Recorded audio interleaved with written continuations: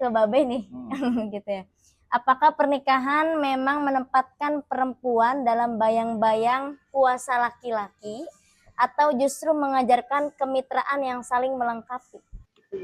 Iya, pernikahan itu jelas di dalam Al-Quran persatuan dari dua jenis kelamin ini ya, laki-laki dan perempuan, litaskunu ilaiha wa ja'ala bainakum mawaddah warohmah itu. Jadi pilihannya adalah untuk kedua, untuk masing-masing pihak itu memperoleh kesempurnaan dirinya. Sebab pernikahan yang dilakukan di sepertiga atau seperempat pertama umur kita ya, pada usia 20 sampai ke 30 tahun misalnya pada umumnya seperti itu kita masih akan menghadapi masa depan yang lama. Masih sekitar misalnya ya umurnya sampai 60 sampai 70 tahun kan. Dan harus tetap bertumbuh baik laki-laki maupun perempuannya, si suami maupun si istrinya. Nggak boleh misalnya yang tumbuh terus di dalam rumah tangga itu hanya laki-lakinya saja. Istri semuanya berkorban untuk mendukung si suami. Seperti itu. Jadi jangan sampai ada yang merasa mengorbankan dirinya untuk yang lain. Gitu. Yang harus terjadi adalah suami dan istri ini supaya tidak jatuh pada bayang-bayang kuasa itu melakukan proses yang baik. Saya sendiri misalnya waktu membangun rumah tangga ya tidak melakukan seperti itu. Tapi apa yang saya ketahui terakhir sebagai yang baik ini yang akan saya sampaikan, walaupun saya nggak kerjain ya. Yaitu pacaran saya nggak setuju ya, konsep pacaran kalau hanya sekedar jalan-jalan, senang-senang gitu ya. Karena itu akan membawa kepada zina. Yang dilarang kan bukan hanya zina, la taqrabuz zina. Tapi kalau pacarannya itu diartikan sebagai bagian dari proses menuju pernikahan, dan pernikahan itu adalah sesuatu yang baik, maka jalan menuju yang baik walaupun kita sebut pacaran, ini baik juga. Itu baik kalau misalnya tadi antar calon suami istri ini bicara tentang visi misi keluarga yang mereka mau bina, gitu kan. Keturunan seperti apa yang akan dididik di dalam rumah tangga, seperti itu. Kemudian bakat dan minat apa dari masing-masing kedua calon ini gitu kan, yang bisa terus ditumbuhkan. Bahkan kalau misalnya kalau ada trauma-trauma masa kecil gitu kan, Gen Z kayak kamu kan sekarang melek banget sama istilah-istilah inner child dan apa paruh baya krisis itu apa istilahnya itu dia. Yang waktu saya muda dulu saya nggak tahu seperti itu perlu juga dibahas dalam pacaran. Ila ya. Iya, jadi pacarannya ngobrol gitu kan. Kita nanti mau seperti apa bina keluarganya. Kamu punya inner child apa? Oh, kalau yang seperti itu kamu merasa misalnya ini saya bisa mendampingi, masih bisa membantu dia mengatasinya. Lanjut ke tahap berikutnya. Tapi kalau nggak bisa, ya sudah bang gitu kan, kamu memang keren gitu kan, tapi inner childmu itu terlalu berat, aku nggak bisa gitu kan, gitu kan, ya udah gitu kan. Jadi pacaran tuh nggak sekedar tadi kamu bilang gitu kan, bilang standar TikTok gitu kan, jalan-jalan, pulangnya dibeliin oleh-oleh, nggak gitu gitu kan, tapi bicara belum selesai studi S2 dan S3-nya nanti bagaimana gitu kan.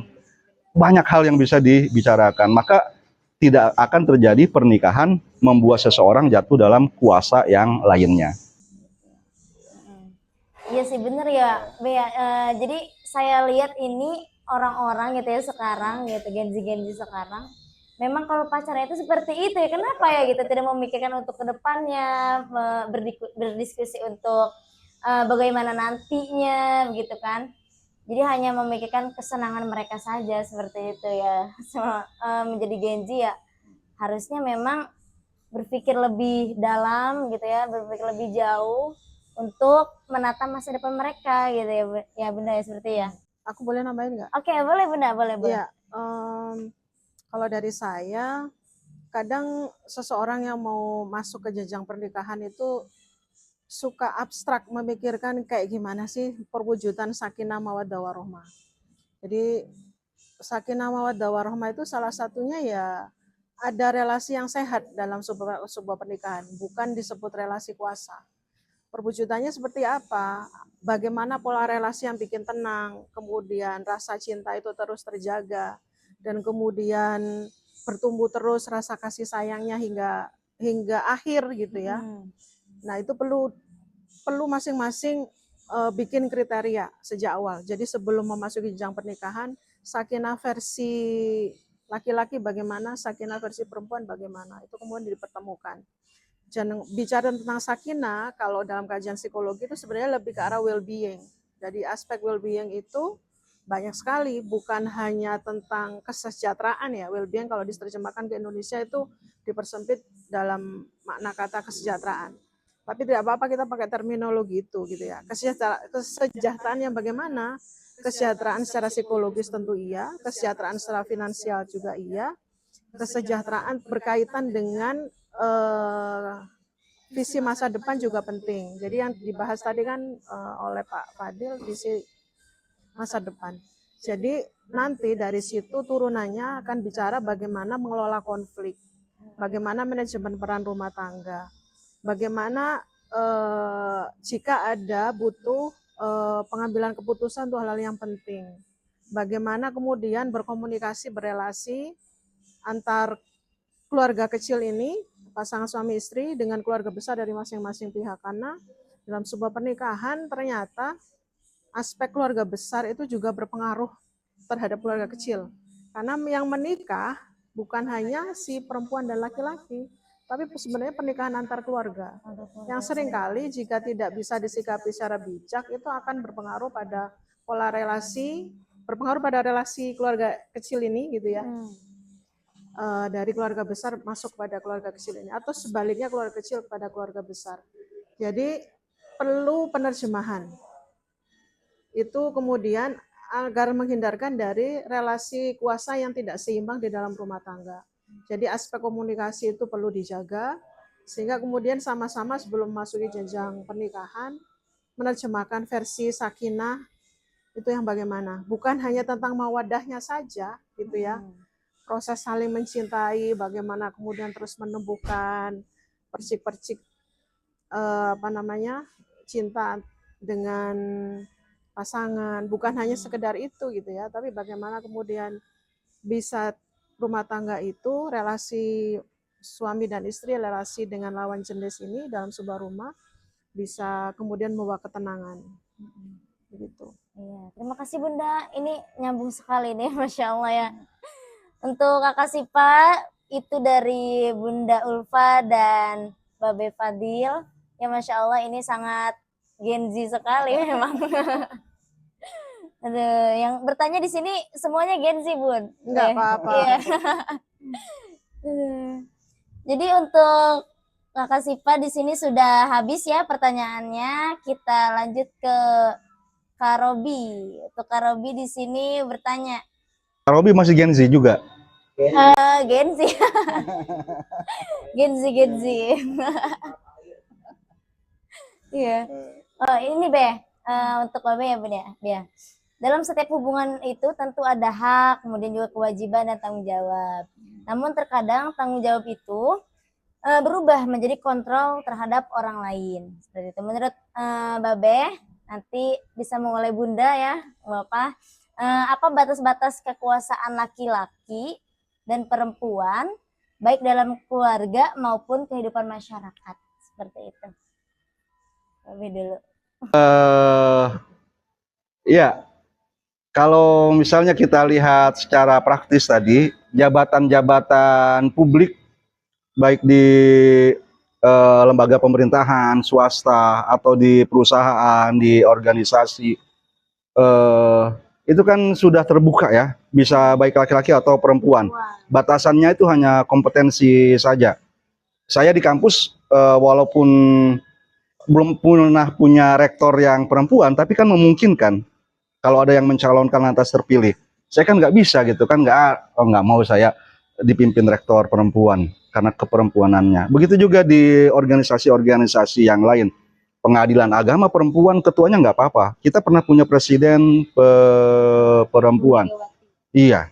Jadi ukuran yang pertamanya tentu saja adalah kompetensi. Selama apa namanya secara meritokrasi atau apa dia yang paling pantas eh, untuk memegang wewenang yang nanti tanggung jawab dan haknya juga jadi lebih besar gitu, ya silahkan gitu. Kemudian memang ada masalah-masalah yang khusus gitu yang diatur oleh fikih keluarga. Misalnya tadi saya sudah singgung bahwa nafkah istri dan anak-anak adalah tanggung jawab laki-laki, suami, Suami. seperti itu. Kondisi yang sudah berubah ini juga kan misalnya melahirkan perubahan pandangan fikih. Dulu dalam hal waris misalnya tidak ada harta gono gini karena misalnya hanya laki-laki benar yang berusaha. Tapi sekarang bisnis keluarga misalnya kita buka toko, buka kafe gitu kan, yang punya modal memang sejak awal dari perintisan itu adalah suami dan istri. Maka misalnya jika terjadi salah seorang yang meninggal dunia atau terjadi perceraian, maka ada istilahnya harta gono gini, gitu kan. Jadi hak dan kewajiban itu juga akan diperhatikan oleh para ahli fikih sesuai dengan perubahan penyebabnya. Dalam istilah kaidah fikih itu al hukmu ya duru ma'al illati gitu kan. Sebuah putusan berporos pada ilatnya, pada penyebabnya. Karena ada tanggung jawab, maka dia juga punya hak. Misalnya seperti itu. Artinya tidak kaku, tapi fleksibel. Hukum fikih pun dalam membahas bagaimana hak dan kewajiban seorang perempuan. Gitu ya. Untuk Bunda mungkin ada perspektif lain, Bunda? Kalau tentang batasan ya, Iya, Bun. Batasan kuasa laki-laki dan perempuan dalam masyarakat ataupun dalam keluarga. kalau saya lebih menyorot kepada sebenarnya ya, kalau perspektif saya saat ini itu batasan-batasan bagi perempuan itu sebenarnya sudah mulai terbuka ya, dari akses pendidikan, dari akses teknologi yang itu sebenarnya bisa memudahkan perempuan untuk beraktivitas, untuk bisa menaikkan kompetensinya sehingga bisa bersaing di ranah publik secara setara dengan laki-laki. Tapi kalau bicara tentang batasan dalam keluarga, tentu harus masing-masing pihak memahami peran dan tanggung jawab masing-masing, hak dan kewajiban masing-masing, mana yang menjadi hak dan kemudian itu jadi kewajiban bagi pihak lain, mana yang menjadi kewajiban dari pihak yang satunya dan menjadi hak bagi pihak yang lain. Itu dalam keluarga mesti dipahami oleh masing-masing pasangan, dan itu bukan hal yang mutlak sebenarnya, karena kondisi tiap orang, tiap keluarga maupun tiap individu bisa sangat berbeda. Seperti yang saya contohkan tadi, bisa jadi di aspek-aspek tertentu si perempuan lebih punya kompetensi di bidang itu dan kemudian dia menjadi leader di area itu. Tentu kemudian masing-masing pihak harus tahu, oh batasanku di sini, kekuranganku di sini, kelebihanku di sini, aku punya keterbatasan di sini, jadi mempersilahkan pihak lain untuk bisa mengelola di area itu. Tapi yang paling penting kalau menurut saya, karena saya sebagai seorang muslim tentu harus paham bahwa ada area-area tertentu itu yang memang kita harus menerima perempuan, bahwa itu memang laki-laki yang menjadi pemimpinnya, penguasanya, misalnya imam dalam keluarga, imam sholat, kemudian keputusan-keputusan terkait mahram gitu ya, itu kan memang nggak bisa diganggu gugat gitu. Masalah hukum waris, walaupun ada sebagian ulama yang masih bisa memberikan kesempatan sangat luas penafsirannya tentang hukum waris. Nah, hal yang itu yang memang tahu batasan, oh area ini yang tidak diperdebatkan dan area ini yang ditolak. Jadi sehingga dalam relasi rumah tangga itu bukan hal yang kaku, relasi laki-laki perempuan dalam rumah tangga itu bukan sebuah relasi yang kaku gitu. Masing-masing masih bisa mengemukakan pendapat dengan konteks situasi yang tentu berbeda-beda. Jadi ya masing-masing pihak perlu terus bertumbuh gitu. Jadi yang satu kompetensinya sama-sama baik, sehingga diskusi itu terus akan bisa dari di rumah. Tidak yang satu merasa lebih tinggi kompetensinya, yang lain kurang ada kompetensi itu, gitu ya, punya pengetahuan itu, sehingga kemudian terus-menerus pihak lain yang akan menjadi pemimpin di area-area yang sangat luas dalam rumah, sehingga baik laki-laki dan perempuan akhirnya sama-sama tidak ada kesepahaman tentang relasi yang sehat dari kedua belah pihak. Jadi ya intinya memahami masing-masing kondisi dan diri si pihak laki-laki maupun pihak perempuan, dan kemudian membuka ruang dialog mana area yang masih bisa didiskusikan gitu ya, dengan perkembangan waktu, situasi, dan masing-masing kompetensi orang yang terus bertumbuh ini di dalam rumah, dan mana yang area sudah yang nggak bisa gitu ya, karena sebagai seorang muslim atau penganut dan keyakinan, tentu ada hukum-hukum agama yang mengikat kita dalam menjalani kehidupan. Iya betul ya Bun ya.